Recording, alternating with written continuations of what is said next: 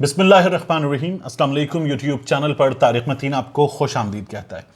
इस वीडियो में हम बात करेंगे क़िबला काबा हाजी आली मर्तबत मोहतरम इज़्ज़त माब ज़ाहिर जाफ़र की, और इनके अलावा हम बात करेंगे सुलेमान शहबाज की, शहबाज शरीफ के साहबजादे की, शहबाज शरीफ साहब की खुद, और जो NCA नेशनल क्राइम एजेंसी ने चीज़ें दे दी हैं, जारी कर दी हैं, उन चीज़ों की क्या निकला है, क्या निकालना चाहती थी हुकूमत, क्या निकला है, इसकी बात भी करेंगे इस वीडियो में। पहले बात कर लेते हैं आली मर्तबत इज़्ज़त माब ज़िल्ले सुबहानी ज़ाहिर जाफ़र साहब की, जिन्होंने अब अदालत में यह बयान दिया है कि उन्होंने नूर मुकद्दम का कत्ल नहीं किया। और यह बताते हुए ज़ाहिर जाफ़र ने कहा कि नूर मुकद्दम मेरे घर खुद आई, उसने मुझसे रब्ता खुद किया, कहा मेरे घर आना चाहती है और वही चाहती है कि एक ड्रग्स की, मुनशियात की पार्टी रखी जाए और दोस्त वगैरह हों, और मैंने मना कर दिया, लेकिन नूर मेरे घर आ गई।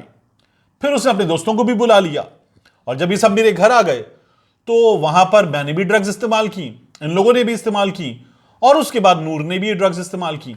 जब ये ड्रग्स इस्तेमाल हुई तो मैंने ज्यादा ड्रग्स ले ली, ज्यादा नशे में आ गया मैं तो मासूम हूं, मेरे इर्द गिर्द बहुत सारे नौजवान मेरी उम्र के वो ड्रग्स ले रहे थे, तो मैंने भी ड्रग्स ले ली। जब मैंने भी ड्रग्स ले ली तो मैं होश में नहीं रहा। अब ये शराब थी, मुनशियात किसी और किस्म की थी, ये कोई और नशा था, क्या था, बहरहाल ड्रग्स है, तो मैंने भी ले ली, तो मुझे होश नहीं रहा। जब मुझे होश आया तो मैं जमीन पे पड़ा हुआ था, पिटा हुआ, मेरे हाथ पांव बंधे हुए थे, मेरे बराबर में एक लाश पड़ी हुई थी, देखा तो वो नूर मुकद्दम की लाश थी। उस लाश का सर जो है वो तन से जुदा था और उसे किसी ने मार दिया था। जो लोग पार्टी में आए थे उनमें से किसी ने मार दिया था नूर मुकद्दम को, यह कहना है अदालत में ज़ाहिर जाफ़र का। अदालत ने जो सवालात किए थे, 25 सवालात, उनका जवाब दिया है नूर मुकद्दम के इस कातिल ने। मैं मुबैना का लफ्ज़ खुद इस्तेमाल नहीं कर रहा। अब इस केस में ये कह रहा है कि जो नूर मुकद्दम का बाप है शौकत मुकद्दम, ये एक बहुत तगड़ी चीज है, ये बड़ा असर रसूख वाला आदमी है, और मैं तो जी मोहल्ले की मस्जिद की सफाई करता हूं, और मेरा बाप एक छोटी मस्जिद का पेश इमाम है। हम तो कोई तगड़े लोग नहीं हैं, हम तो माड़े लोग हैं, कमजोर से, और हमारे साथ ये हुई है, और उसके बाद जो मुझे फंसा दिया गया है। अब अदालत ने जो सवालात पूछे वो सवालात आपके सामने रखूं मैं। इससे पहले उस वीडियो को क्या करें जिसमें नूर मुकद्दम इसके घर जाती है, 2 दिन इसके घर में रहती है, इसके घर के दरवाजे पर जो गार्ड्स के लिए बॉक्स बना हुआ है उस बॉक्स से निकलती है, एक बार आराम से निकलती है, एक बार घसीट कर लाई जाती है, और यही घसीट कर उसे घर के अंदर लेकर जाता है। नूर मुकद्दम एक लड़की कमजोर सी ऊपर से कूदती है, ग्रिल पे गिरती है, चोट लगती है और लंगड़ाती हुई जाती है, और ये फिल्मी हीरो, कोई माचो मैन, WWE का स्टंट मैन, ये ऊपर से कूदता है, ये ऊपरी मंजिल से नीचे कूदता है और कूद के उसको लेकर आता है और घसीट कर अंदर लेकर जाता है। और फिर इस वीडियो के अलावा जो 2 बार नूर मुकद्दम ने भागने की कोशिश की, इसको भी डालें भाड़ में। इसका जो कॉल डाटा है, इसके बाप का जो कॉल डाटा है, इसकी वालदा का जो कॉल डाटा है, उससे यह साबित होता है कि ये लोग राब्ते में थे। उसको भी छोड़ दें, जो थेरेपी वर्क्स वालों से मालूमात हासिल हुई उनसे यह साबित होता है कि क्या हुआ था। फिर उसके बाद इन सबको भी छोड़ दें, जो खंजर मिला उस खंजर पे नूर मुकद्दम का खून लगा हुआ था, इसने नूर मुकद्दम का रेप किया था, यह भी साबित हो गया। और नूर मुकद्दम के नाखूनों से जो खाल की बाकियात मिली वो बाकियात इसी की थी, जो यह कह रहा है कि मैंने मारा नहीं है, मुझे उसकी लाश मिली।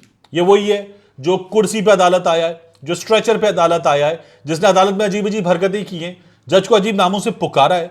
और प्रॉब्लम क्या है, 25 सवालात थे, 25 में से जो मोस्ट इंपॉर्टेंट है वो मैं आपके सामने रख दूं, और फिर उसके बाद आगे चलते हैं कि प्रॉब्लम क्या है।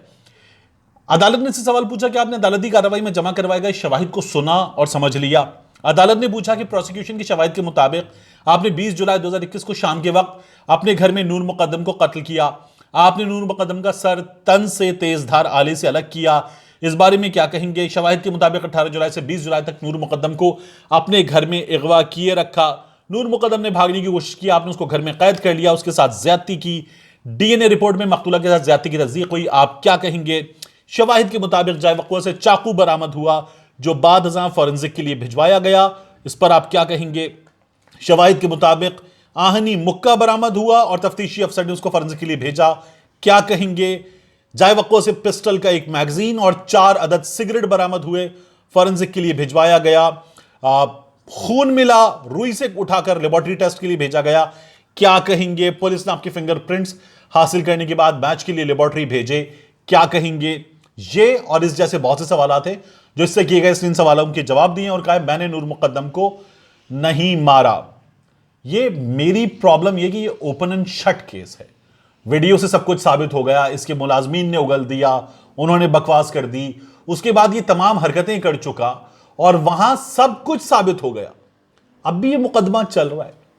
हमारा जो सिस्टम ऑफ जस्टिस है उसमें वकील एक दरखास्त, दूसरी दरखास्त, तीसरी दरखास्त ले आता है और फिर उसके बाद वो मुतफर्रिक चीजें सामने लाते हैं, हमें इस पर भी बात करनी है, हमें उस पर भी बात करनी है। इनको ये सिस्टम कहेगा बकवास बंद करो, ये तुम पर इल्जाम है, इसके ये सबूत हैं, इन सबूतों के अलावा तुम्हारे पास कुछ है साबित करने को तो करो, नहीं कर सकते तो फैसला हो। यहां वकील आते हैं, वकीलों को इनमें और दीगर केसेस में कभी वकील बीमार, वकील का बाप बीमार, वकील की मां बीमार, वकील का कजन बीमार, वकील का कुत्ता बीमार, मुल्जिम बीमार, मुल्जिम की मां बीमार, मुल्जिम के होते सौते बीमार, मुल्जिम मुल्क से बाहर जाना चाहता है, मुल्जिम बाहर जाकर किसी और मुल्जिम की तीमारदारी करना चाहता है।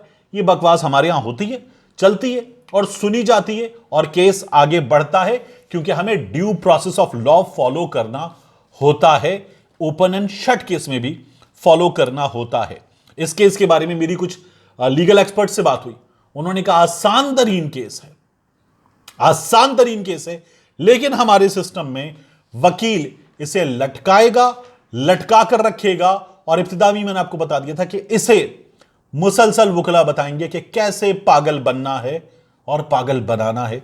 अभी ये काम कर रहा है। अता रब्बानी साहब जो हैं उनकी अदालत ने इसकी तीनों दरखास्तें मुस्तरद कर दी हैं।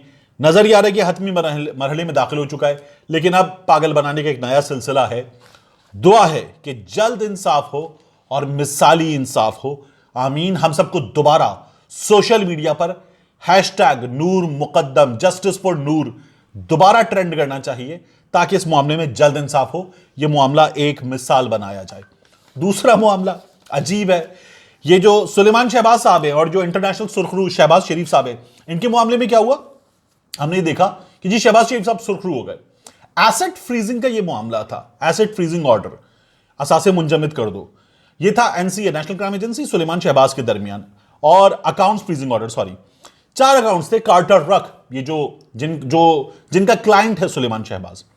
इन 4 अकाउंट्स में जो रकम मौजूद थी वो थी 2,19,754 पाउंड, 3,725 पाउंड, 78,725 पाउंड, और फिर इसके साथ जो है ये 3,35,000 पाउंड, कुछ 6,77,000 पाउंड, बस ये पैसे थे सुलेमान शहबाज के अकाउंट में। और जुल्फिकार अहमद जो हैं ये इनके खर्चे उठा रहे थे लंदन में। जुल्फिकार अहमद से भी एनसीए ने पूछगछ की कि जी आप इनके खर्चे क्यों उठा रहे थे, आपकी तरफ से इनके अकाउंट में कभी $23,000 पाउंड जा रहे हैं, कभी 4,000 पाउंड जा रहे हैं, कभी 10,000 पाउंड जा रहे हैं, कभी 4,500 पाउंड जा रहे हैं, राउंडेड ऑफ फिगर भी नहीं है।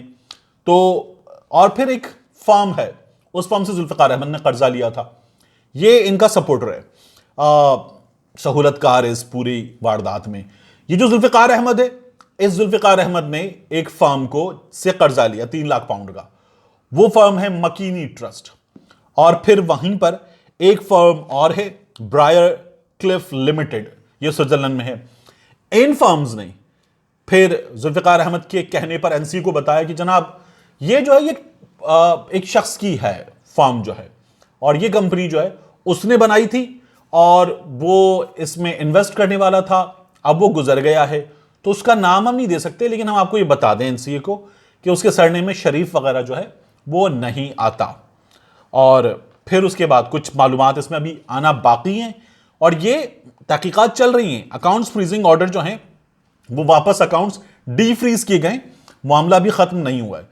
तो जुल्फिकार अहमद जो है ये सुलेमान शहबाज को पैसे दे रहा था घर का खर्च चलाने में।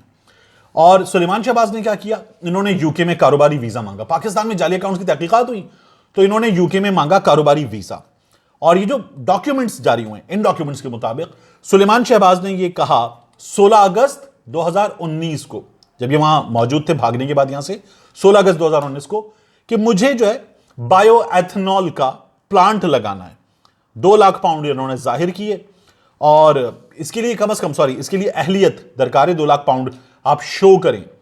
तो इन्होंने वो जाहिर किया। ये तो कोई प्रॉब्लम ही नहीं है क्योंकि 6,77,000 पाउंड तो वैसे अकाउंट में है। फिर इन्होंने HSBC में प्रीमियर अकाउंट खोला। ये जो बाहर यूके में जाके प्रीमियर अकाउंट खोलना HSBC में, इसके लिए चाहिए होते हैं, इस बहुत बड़े बैंक के लिए 50,000 पाउंड। तो ये इन्होंने प्रीमियर अकाउंट भी खोला। फिर इन्होंने एक और एप्लीकेशन दी कि मुझे डेयरी का बिजनेस करना है और बाकायदा उस एप्लीकेशन में लिखा कि योगर्ट प्रोडक्शन एंड पैकेजिंग का प्लांट लगाना है और मुझे इसका कई बरस का तजुर्बा है। यह सुलेमान शहबाज ने दरखास्त में कहा कि मुझे इस काम का कई बरस का तजुर्बा है। अब पाकिस्तान में इनके जो कारोबार हैं उसमें इनको इस काम का कहां तजुर्बा, ये दही खाने का, दही जमाने का, दही लगाने का, दही पैक करने का, इनको कहां तजुर्बा है, ये हमारी समझ में नहीं आता। तो इन्होंने बहरहाल ये कहा। और इनके अकाउंट में जो पैसे आए वो कहां से आए, ये बड़ी दिलचस्प कहानी। अनिल मुसर्रत साहब जो हैं, इमरान खान साहब की भी दोस्त और पाकिस्तान के जो बरतानिया जाने वाले लोग हैं, कारोबारी या सियासत के बड़े बड़े लोग, उनसे अनिल मुसर्रत साहब मिलते हैं। अनिल मुसर्रत साहब वहां बड़े कारोबारी आदमी हैं। उन्होंने शहबाज शरीफ साहब को ये जो बर्कले, अपर बर्कले स्ट्रीट में अपार्टमेंट है, यह खरीदने में मदद दी थी और बताया था कि कुछ पैसे मैंने दिए हैं, कुछ पैसों का पता नहीं चला था। तो शहबाज शरीफ साहब ने 3,15,000 पाउंड सुलेमान शहबाज के अकाउंट में डाले। 3,15,000 पाउंड वहां ये पैसे डाल रहे हैं सुलेमान शहबाज के अकाउंट में। और यहां पाकिस्तान में FIU को बताते हैं कि जी मैं तो खादिम आला, मुझे पता ही नहीं है, कारोबार करता है मेरा बेटा, उससे पूछ लें। तो बेटा कहता है जी मैं खादिम आला 2, मैं भी सियासत में, अब आजकल कायदे में इख्तिलाफ, मैं हमजा शहबाज, मैं तो सियासत में, मुझे पता ही नहीं है, कारोबार दिखता है सुलेमान शहबाज, उससे पूछ लें। सुलेमान शहबाज जी वो मुल्क से भाग चुका, अब उससे पूछ सकते हैं तो पूछ लें, रोक सकते हो तो रोक लो। शहबाज शरीफ साहब पाकिस्तान में FIU को बताते कि बेटे के कारोबार से मेरा कोई ताल्लुक नहीं है, बरतानिया में उसके अकाउंट में डालते 3,15,000 पाउंड। और ये जो लोग हैं ये फिर हमें आगे बताते हैं कि हम इंटरनेशनल सुर्खरू हैं। अभी ये इतनी फाइल्स हैं, इन फाइल्स में से काफी कुछ निकलेगा। इन फाइल्स में शेख सईद का कनेक्शन निकल रहा है, कतरी कनेक्शन निकल रहे हैं, और जो कुछ GIT में सामने आया था वो भी सामने आ रहा है। और जब ये तमाम चीजें सामने आएंगी तो ये नेक्सस और वाजे होगा। और ये जो मकसूद चपड़ासी है पाकिस्तान में, 4 अरब रुपए एक चपड़ासी, 9-10 हजार रुपए तनख्वाह कमाने वाला, उसके अकाउंट में आते उधर चले जाते हैं और ये सब कहते हैं मुझे क्या पता। ये भी ओपन एंड शट केस है। यानी एक आदमी जिसका चपड़ासी 9-10 हजार रुपए कमाने वाला अपने अकाउंट में 4 अरब डाले और मालिक को पता ही ना हो, उसके मैनेजर के अकाउंट में भी अरबों आ रहे हों, उसके फाइनेंस के ऑफिसर के अकाउंट में भी अरबों रुपए आ रहे हों, और वो फिर इनके पास जा रहे हो, ये कहें मुझे पता ही नहीं है कैसे आए इनके अकाउंट में पैसे, और वो लोग कह रहे हो कि जनाब इनके पास जा रहे थे। और ये केस चलता है हमारे यहां, और ये केस चलने के बाद हमारे यहां अक्सर अदालत में कुछ नहीं साबित होता, या कोरोना हो जाता है, या बीमारी आ जाती है, या तारीख आ जाती है, या तौसी आ जाती है। यह सिलसिला हमारे यहां जारी रहता है।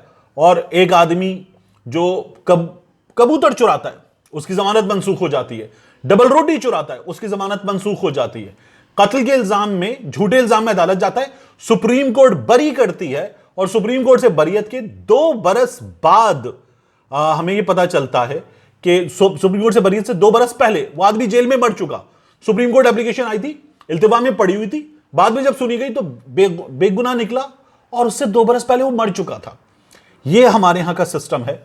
इस सिस्टम की ठीक होने की हम दुआएं भी कर रहे हैं, कोशिशें भी कर रहे हैं, उम्मीदें भी लगाकर बैठे हैं, लेकिन इस सिस्टम में ना तो इंसाफ देने वाले हमें तेजी दिखाते नजर आते हैं, ना ही वो जिनका काम है केस लड़ना और इसे मंतकी अंजाम तक पहुंचाना, वो इस सिस्टम को चलने देते हैं। और ये इसी तरह से हम देखते हैं कि ये लोग जो हैं हम पर मुसल्लत रहते हैं। मिलते हैं इंशाल्लाह आपसे अगले वीलॉग में।